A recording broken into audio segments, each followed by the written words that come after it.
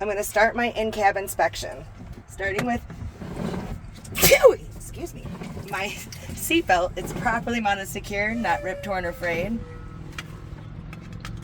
Latches and unlatches, and is adjusted to me. Next, I'm going to check for spare fuses in this upper head compartment or my glove box. And then to the right of me, I have 3 red reflective DOT rated triangles. And then to the left of me, I have a fire extinguisher that's properly mounted and secured, fully charged, and the pins in place.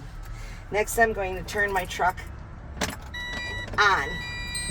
I'm checking that my ABS light comes on and cuts off, telling me that my truck has ABS brakes or anti-lock brake system, and it's working. My transmission has to be in neutral with my brakes engaged, and then I can start my truck. Next, I'm going to do gauge checks. My oil gauge is rising to operating level. My temperature water gauge is rising to operating level. My voltmeter should be charging with no warning lights. My primary and secondary air tanks are filling to the governor cutoff that happens between 120 and 140 psi. I'm going to go ahead and make sure my tanks fill now. I can rev my engine between 1,000 and 1,500 RPMs, and that should help it build a little quicker.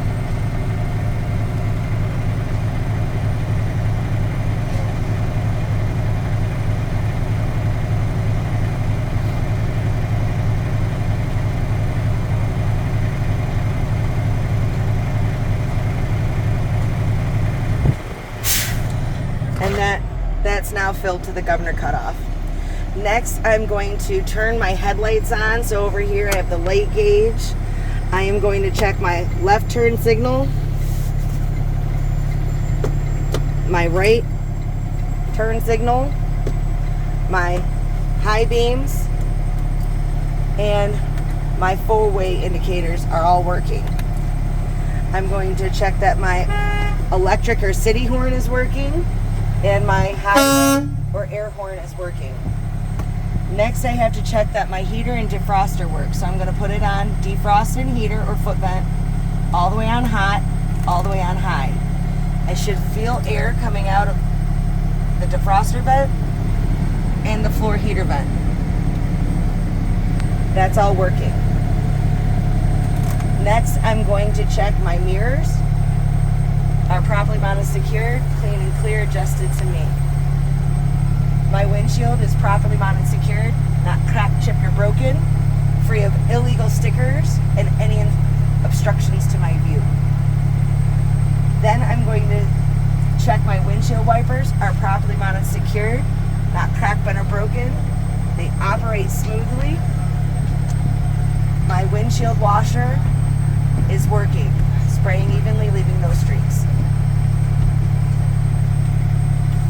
From there, I'm ready to do tug tests.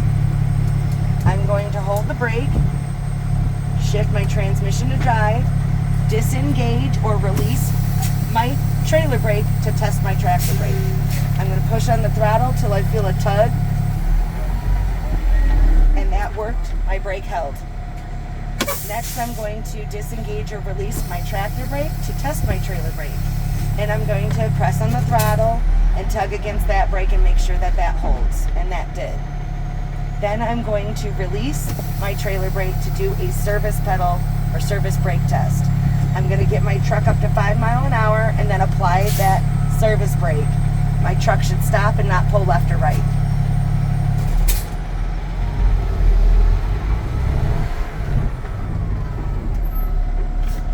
The truck stopped and didn't pull left or right.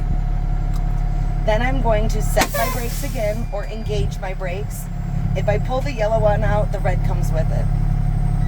Put my transmission back to neutral, and I'm going to fill my air again to the governor cutoff, which should happen between 120 and 140 psi. Again, just listening for that sound. That was a success. Next is my leak down. For this, I have to shut off the truck. I'd get outside to chock my tires, and when I come back in the truck, I'm going to turn my key back to on position or ACC, basically all the lights should light up. And then I'm going to release my brakes, and I shouldn't roll anywhere because I chopped those tires. After the initial air loss, I'm going to press and hold my service brake for 60 seconds, and on these gauges, I should not lose more than 4 PSI. And we're going to count out loud. 1, 2, 3, 4, 5, 6, 7, 8, 9, 10, and so on to 60 seconds. I'm not losing air, so that was a success. Next, I'm going to do my low air warning light and buzzer test. What I'm looking for is a warning light saying brake to come on the dash and a buzzer to alarm, warning me when my air loop gets down, and before it comes to 55 PSI, it should come on. So I'm going to fan my brakes, and before 55 PSI, my lower warning light and buzzer comes on. And that was a success. It came on about 60. Next, I'm going to do my pop-out valve test. I'm going to fan my brakes, and those valves should pop out at approximately 40 PSI.